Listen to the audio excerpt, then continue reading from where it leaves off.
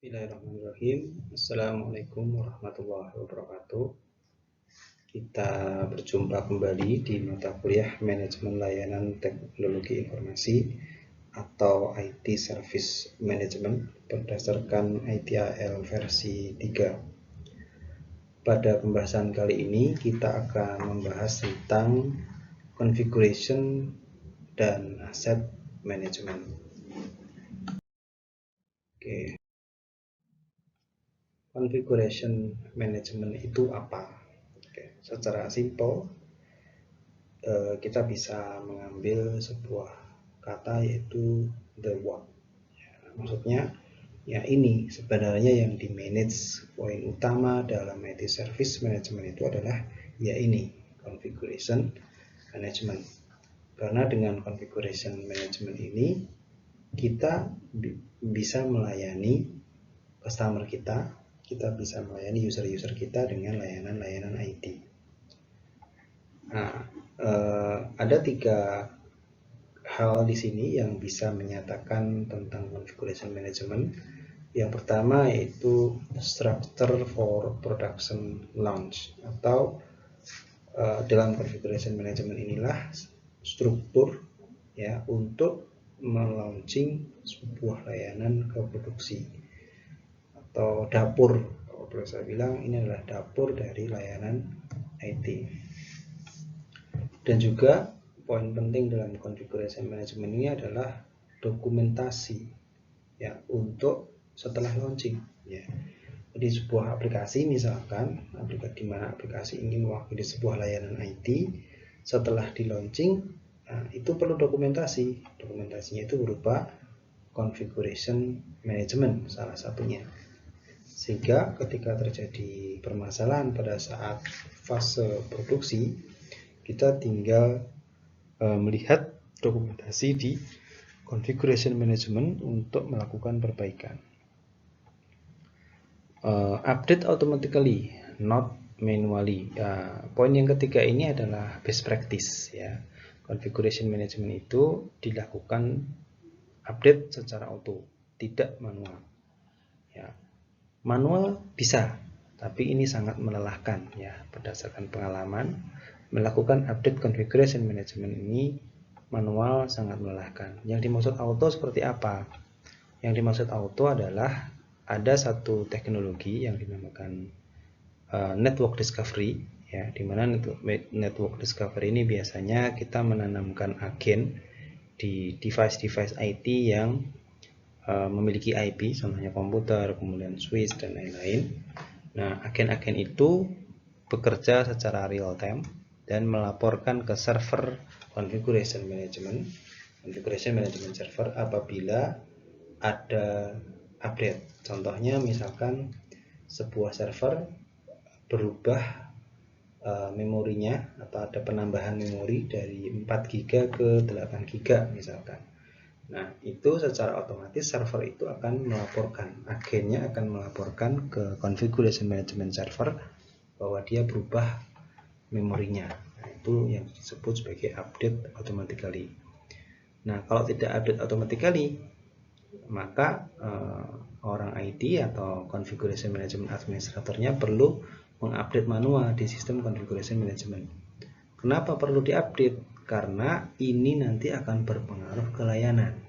Yang namanya memori, contoh dari 4 GB ke 8 GB, tentu performance servernya ini akan meningkat. Maka layanannya pun, user experience di sisi user itu juga akan mengalami peningkatan kecepatan. Contohnya seperti itu.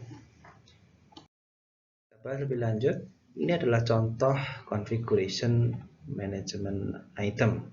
Nah, contohnya Windows komputer, ini namanya, nama komputer. Database, ini nama server database. Web application pool, nah ini contoh application pool. Nah, contoh ini adalah CI atau configuration item ya. Nanti kalau ada istilah atau singkatan CI, itu singkatannya adalah configuration items.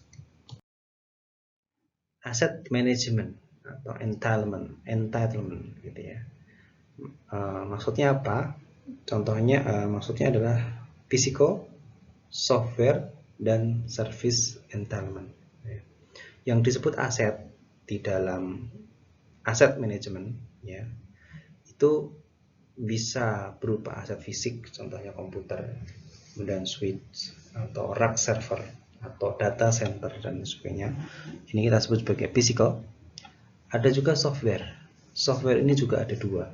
Software yang berupa aplikasi, contohnya Microsoft Office, operating system Windows, dan lain-lain. Atau software yang berupa sistem, contohnya ERP system, SAP misalkan, atau HRIS system, Human Resource System. Nah, ini adalah satu software juga.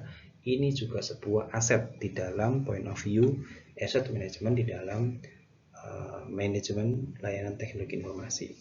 Juga service. Nah, service itu sendiri adalah bentuk aset, gitu ya. Jadi service itu sendiri adalah bentuk aset. Contohnya layanan internet, maka internet itu pun juga sebuah aset yang perlu didokumentasikan secara configuration management.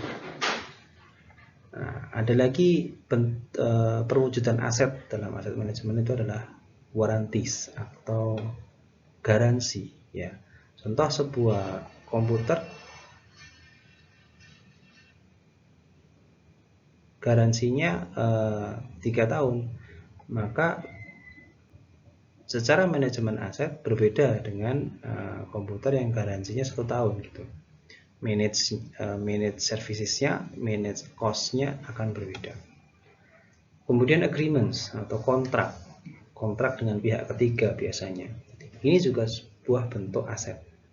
Kemudian pricing, kemudian things, ya, on which configuration item run. Nah, contohnya server. Ya, server itu biasanya ditaruhnya di ruang server. Maka ruang server di sini disebut sebagai things, yang mana sebenarnya ruang server ini bukan alat IT sebenarnya, tapi dia adalah things yang mana configuration item itu ada di dalamnya. Maka ini pun disebut sebagai aset di dalam point of view aset manajemen dalam manajemen layanan teknologi informasi. Maka kita juga perlu memanage data center karena itu adalah things. Itu pembahasan tentang aset dan configuration management. Nanti prakteknya atau pansus toolnya kita akan menggunakan GLPI dan Fusion Inventory. Fusion Inventory ini digunakan sebagai agen yang akan melaporkan secara real time ke GLPI. GLPI ini adalah satu sistem ITSM atau MLTI yang kita fungsikan sebagai configuration management server, atau kita juga bisa menggunakan software yang lain juga open source. OCS Inventory NG ini juga menggunakan agen bawaan OCS Inventory. Kita bisa pasang di setiap klien, dan dari klien itu agen akan melaporkan ke OCS Inventory NG server. Itu lanjutkan dengan practical question. Do I have a configuration management practice? Silahkan dilihat di tempat bekerjanya masing-masing apakah sudah memiliki configuration management practice. Yang kedua, do I know if I'm compliant with software? I'm compliant with software. Nah, ini maksudnya tentang compliant. Nah, tadi disebutkan bahwa salah satu aset dari manajemen aset di dalam MLTI adalah software. Software ini terkait erat dengan compliant, ya. Maka di dalam LTI atau ITSM itu best practice-nya adalah kita bisa menunjukkan ini sertifikat lisensinya dan ini diinstal di komputer mana saja. Nah, itu harus bisa ditunjukkan untuk mencapai status comply. Ini dari sisi compliant. Kemudian, do I know if my asset covered within warranty? Nah, apakah saya mengetahui bahwa aset saya, contohnya komputer saya ini tercover garansi atau enggak? Nah, itu perlu di-manage oleh IT, ya. Sehingga ketika masih dalam cover warranty atau cover garansi, maka ketika terjadi kerusakan, kita tinggal eskalasi ke pihak ketiga. Ya, tujuannya seperti itu. Tapi kalau tidak, berarti harus di-handle oleh tim internal. Oke.